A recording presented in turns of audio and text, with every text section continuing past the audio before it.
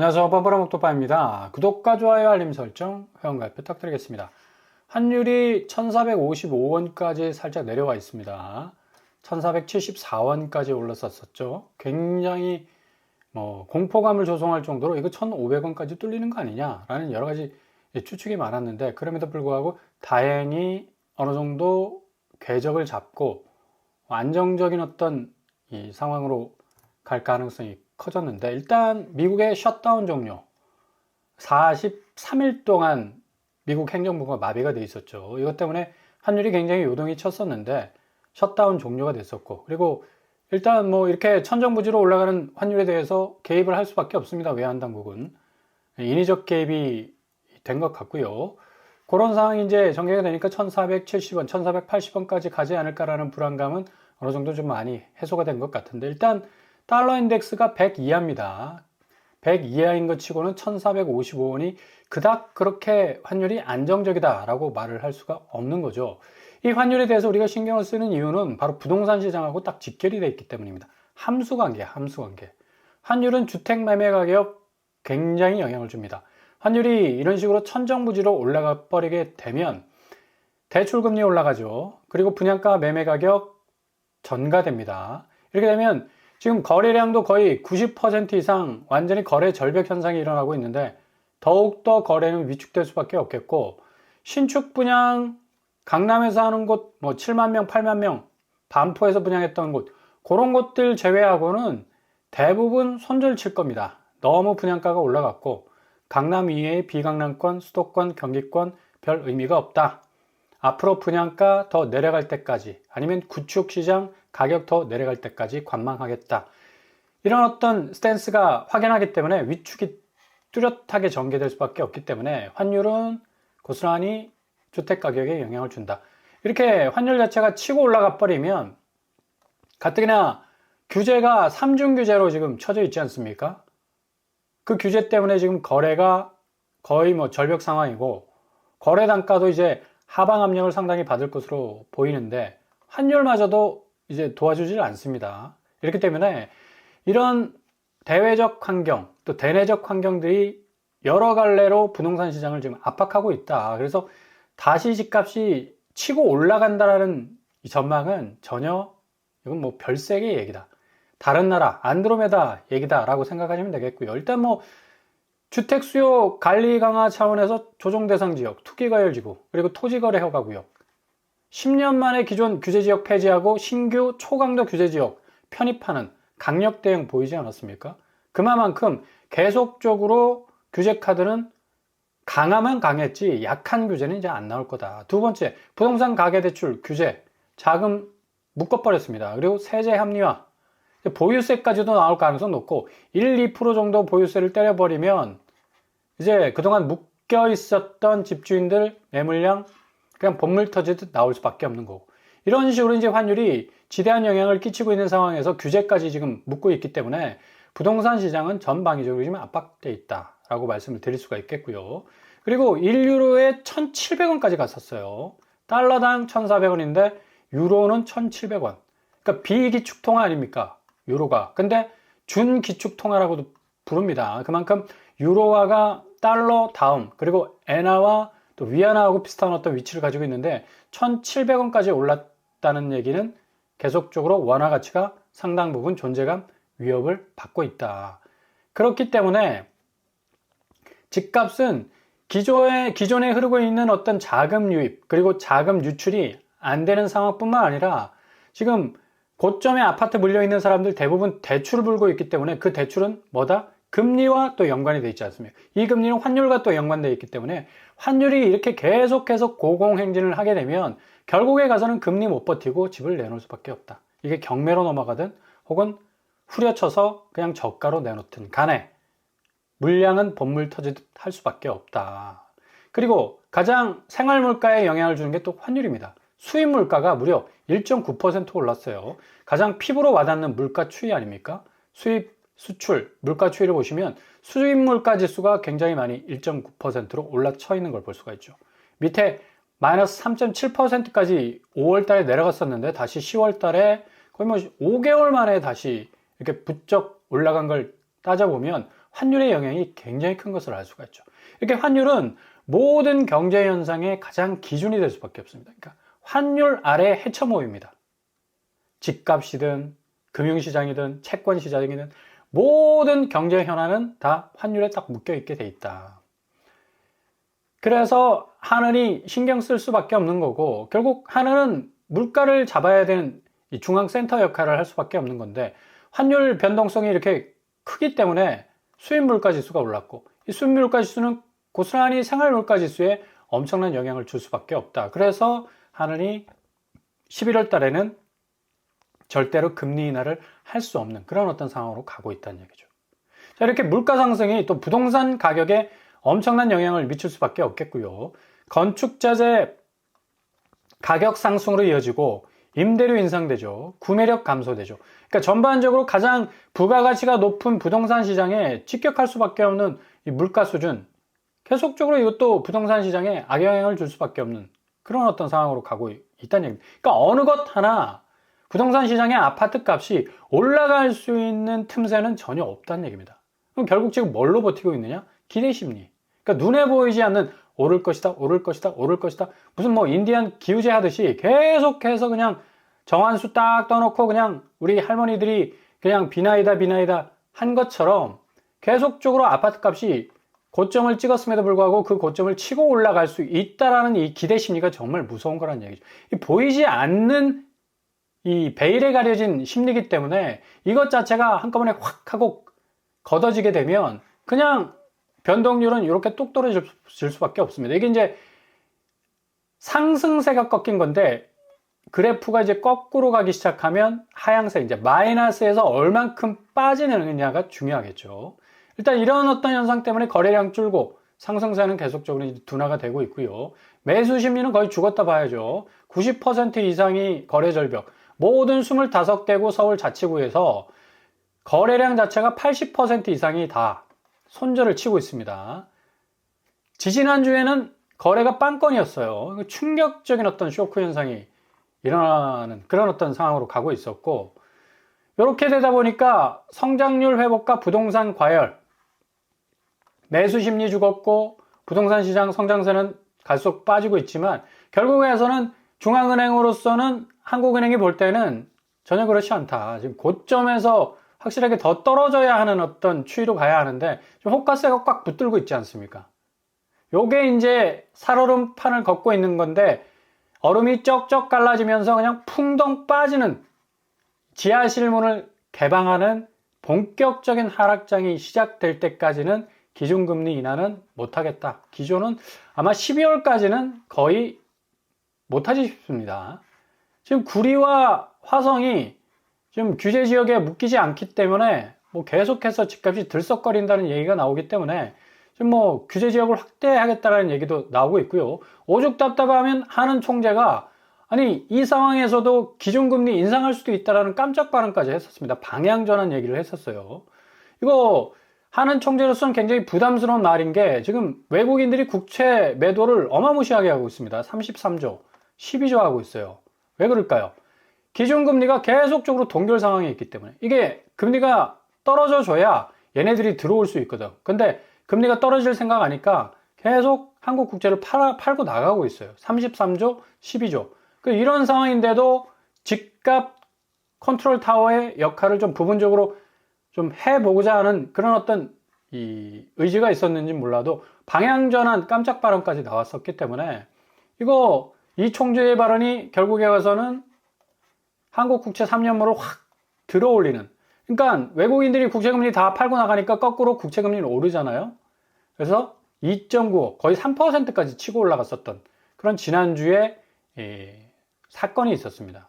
그러니까 그만큼 지금 중앙은행 입장에서도 집값이 굉장히 심각하다라는 자체적인 지금 판단을 하고 있고요. 채권 가격 같은 경우는 이제 아파트하고 똑같습니다. 금리를 인상을 하면 채권 가격은 하락해요. 반대로 금리를 내려버리면 채권 가격 오르죠. 채권 가격 오르기 때문에 채권을 갖고 있는 사람은 그 채권 붙잡고 있으려고 그러지. 근데 금리를 이제 인상이나 동결하려고 하면 채권 가격이 똥값 되기 때문에 빨리 팔고 나가려고 합니다. 그래서 지금 33조, 12조 지금 막 팔고 있는 거예요. 왜? 한국 금리 자체가 계속적으로 고점에 머물러 있을 공산이 크기 때문에 이 채권 들고 있다가는 내가 망하겠구나라는 그런 생각이, 위기감이 들어서 팔고 나가는 겁니다. 자, 외국인이 이렇게 국채를 매도하면 무슨 일이 생길까요? 국채금리 상승한다고 말씀드렸죠. 3년물이 2.9%까지 올랐었습니다. 그리고 환율 상승하죠. 1470원까지 올랐었는데 이거 개입했기 때문에 아마 1455원까지 내린 것 같고요. 그 다음에 시장 불안정성 증가합니다. 왜? 수입 물가 9개월 최고 상승. 성장률은 떨어지고 물가는 올라버리는 아주 기맥힌 현상이 일어나죠. 그 다음에 금융비용 증가 우려. 국채금리 이렇게 쫙 올려주니까, 국채 가격은 떨어지고 금리는 올려주니까 국채 찍어낸 국가에서 이거 다 물어줘야 돼, 금리로. 국가가 국채를 찍어낼수록 계속 마이너스가 생기는 겁니다. 그러니까 외국인들이 더 치고 들어와서 우리나라 국채를 좀 사줘야지 국부가 어느 정도 형성이 되는데, 이거 다 팔고 나가버리니까 아 이거 쓰레기 되겠네 하고 외국인들이 나가버리니까, 물어줘야 할 금리가 이런 식으로 천정부지로 올라치면 결국에 가서 우리가 이 국가에서 다 이걸 책임을 져줘야 되기 때문에 국채를 찍어낼수록 손해가 올 수가 있다. 그래서 지금 외국인이 국채를 매도하면 굉장히 곤란해질 수가 있는데, 아무튼 이 총재의 이 금리 인상 기조 발언은 상당히 시장의 금리를 발작하게 했다. 지금 미국도 마찬가지죠. 미국도 국채금리가 인기가 없습니다. 관세 영향 때문에 미국 국채를 콱 쥐고 있었던 사람도 다 놔버려. 그래서 10년물 또 뭐 최장으로 30년물까지도 4.7%까지 지금 올라가고 있고요. 지금 미국 국채는 계속 약세예요. 약세기 때문에 금리가 다시 올라가. 그러니까 미국도 국채를 찍어내면 낼수록 계속해서 국가적인 손해가 막심하고, 3년물 ET, 그러니까 3년물이 이만큼까지 치솟았는 건데, 결국에 가서는 국채를 찍는 이유가 미국의 부채 4경 8천조가 되지 않습니까? 천문학적입니다. 이 부채를 다 갚기 위해서라도 국채를 좀 착실하게 찍어내서 그걸로 좀 갚으려고 하는데, 금리가 올라버리니까 그걸 또 금리로 다 이렇게 갚아줘야 되니까 찍어낼수록 손해는 커진다. 그래서 페드가 금리 동결론을 계속 주장하고 있죠. 그래서 아마 12월에 인하 확률이 지금 절반으로 떨어졌습니다. 지금 가뜩이나 다우와 나스닥과 S&P 500이 그냥 죽상인데, 이거 금리 동결해버리면 이거 산타랠리 기대할 수 없죠. 그냥 꼬라보고 갈 가능성 높아요. 코스피도 지금 역시 4,000선을 지금 유지하고 있는데, 이거 올해 안으로 5,000피 찍으려면 얘네들이 좀 선방을 해줘야 되거든. 근데 금리 동결해버리면 이거 말짱 도루묵이 될 가능성이 높다. 파월이 지금 목리를 부리고 있습니다. 어떻게 해서든 시장의 금리는 조금 낮춰주는 게, 지금 미국 자체의 어떤 경기가 상당히 그래도 괜찮은 편이에요. 그래서 주식 시장이 잘 되려면 이런 금리 동결론에서 살짝 벗어나서 인하 쪽으로 좀 가야지 코스피도 살 수가 있습니다. 자, 이런 어떤 동결론 자체가 계속해서 굳어지는 거 아닌가라는 공포 심리가 뭐 확산이 되니까 나스닥이 뭐 하락할 수밖에 없었고, 지금 한국도 역시 이런 미국의 영향, 국채금리의 영향 고스란히 받는 게 지금 주담대 금리 아닙니까? 주담대 금리. 금리가 계속적으로 높아지다 보니까 신용대출보다 주담대 금리가 더 높아졌어. 그러니까 역전이 일어난 그런 어떤 상황으로 가고 있고요. 이러다 보니까 고스란히 금리가 높은 상황에서는 더 이상 집값이 유동성이, 탄력성이 많이 떨어질 수밖에 없죠. 그러니까 그만큼 계속해서 올라쳤던 이 고점의 가격들은 이제 케이스 바이 케이스입니다. 집주인이 얼마나 정신을 바짝 차려가지고, 아, 내가 빨리 탈출하지 않으면 그냥 고스란히 그냥 말아먹겠구나 라는 생각이 드신 분들은 그냥 스스로가 후려쳐가지고 적정 가격선에서 팔고 나간다. 12억 폭락. 아, 이건 뭐, 10억에서 12억 정도면 이런 폭락을 다 대부분 증여로 해석을 하더라고요. 물론 증여일 수도 있습니다. 근데 이런 심리가 기본적으로 시장에서 작동되고 있기 때문에 이 12억 폭락이 충분히 나올 수가 있습니다. 케이스 바이 케이스이기 때문에. 집주인들이 얼마나 위기감을 느끼느냐 아니면 그냥 알바노냐, 이 둘 중에 하나 아닙니까? 알바노는 절대로 호가 안 내려요. 끝까지 갈 겁니다. 근데 뭔가 위기감을 느끼는 사람은 이런 식으로 팔고 나간다고. 이걸 꼭 증여라고 얘기를 해야 되나? 경기권에서 이런 영향들이 가장 뚜렷하게 나타나는 건 결국에 가서는 내년 5월에 양도소득세 중과가 돼요. 20%, 30% 세금을 때려맞기 때문에 지금 대체적으로 갭투 해가지고 경기권에 집을 쫙 깔아놓은 사람들은 빨리 팔고 딱 한 채로 줄여놔야 됩니다. 그렇지 않으면 그냥 개작살 날 수가 있어요. 그렇기 때문에 지금 경기권 아파트들 중에 대형 평수 떨어지는 추이가 굉장히 크죠. 용인시 5.2억 떨어졌고요. 군포시 역시도 4.3억. 다 11월 달 거래입니다. 우리는 10월 달 얘기 안 해. 11월 달 거래. 얼마나 최근의 거래가가 확실한 어떤 변동성을 보이느냐. 요걸 이제 볼 필요가 있죠. 안양시 4억 8천. 11월 3일 날 거래가 됐네요. 그리고 고양시 11월 6일 4.3억 떨어졌어요. 광명시 역시도 11월 12일 2억 6천. 광명에서 6억짜리가 3억 됐으면 이거 반토막 아닙니까? 거의 50%에 가까운 44%네. 그죠?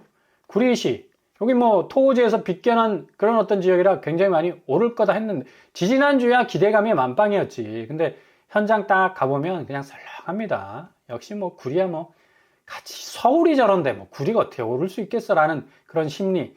2억 4천. 얼마 떨어지지 않은 것 같지만 이거 6억짜리가 4억으로 떨어지면 이거 어마무시하게 떨어진 거지. 남양주시 역시도 11월 6일 날 8억에서 4억. 딱 반토막이네요. 50% 하락했어요. 굉장히 의미 있는 지표죠. 그리고 부천시 11월 7일 날 11억 9천에서 7억 9천, 4억 정도 하락하고 있습니다.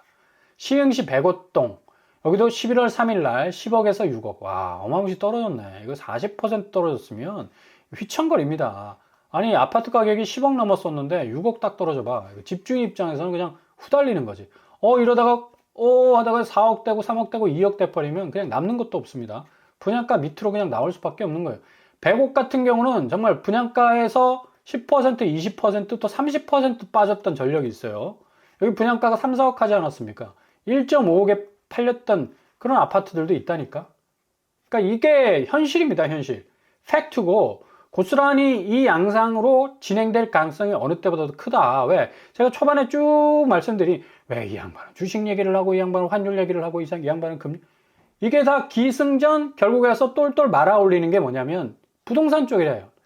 쭉 말아 올려서 와장창 무너질 수 있을 가능성이 가장 높은 시장이 부동산 시장이라는 얘기입니다.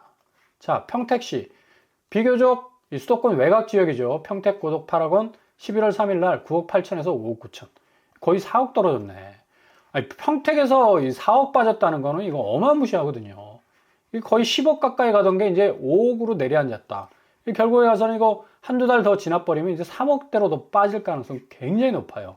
평택 같은 경우는. 아무리 뭐 미군 부대 들어서고 뭐 도시가 새롭게 조성된다 하더라도 워낙에 지금 서울의 거래절벽 영향이 고스란히 수도권과 경기권에 확산되고 있는 그런 어떤 조짐이 보이기 때문에 좀 잘 들여다보실 필요가 있습니다. 아무튼 부동산 거래 멸종 이건 결국 서울 집값 최대폭 하락의 선제 지표가 될 것인가 말 것인가 전조일까라는 물음표가 있는데 이거 경제 현안의 어떤 궤적대로 고스란히 훑어서 가보면 결국 부동산이 이 모든 걸 다 막게 돼 있다. 악재들을. 그죠? 왜냐? 그 가치. 그러니까 기조에 흐르고 있는 이 자산 가치의 토대 자체가 굉장히 부실하기 때문에 그 부실의 원인이 뭡니까? 대출이고 그 대출은 뭡니까? 고점의 아파트 가격에 물려있고 그 고점의 아파트 가격은 결국 은행돈이다. 그 은행돈은 무엇에서부터 비롯되나? 대출인데 대출은 금리를 물고 있다. 그 금리, 고금리에서 벗어날 수 없는 영끌 사람들은 영끌집들은 결국에 가서는 그 금리 역풍을 견디지 못해서 빨리 집을 후려쳐서 팔고 나가거나 아니면 경매로 넘어가거나 그런 양상이 고스란히 그냥 영화처럼 쭉 펼쳐지게 돼 있습니다. 근데 이거 다 개무시하고 무조건 집값 오른다? 골로 가는 얘기죠.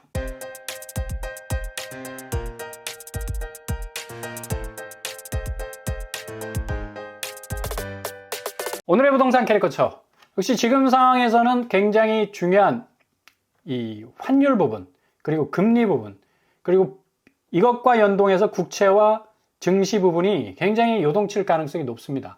이런 악재들이 결국에 가서는 부동산 가격을 끌어내릴 가능성이 높겠고요. 아무리 뭐 규제를 해봐라 부동산 값은 오르게 돼 있다. 그거 옛말입니다. 규제 플러스 대외적 지형도 변화, 특별히 금융 지형도 변화는 엄청난 가격 변동성을 가져올 가능성 어느 때보다도 높다고 할 수 있겠습니다. 오늘도 응원합니다. 항상 여러분의 길이 꽃길만 되실 수 있길 바랍니다. 이상으로 뻔뻔한 먹방을 마치겠습니다. 구독과 좋아요 부탁드립니다. 감사합니다.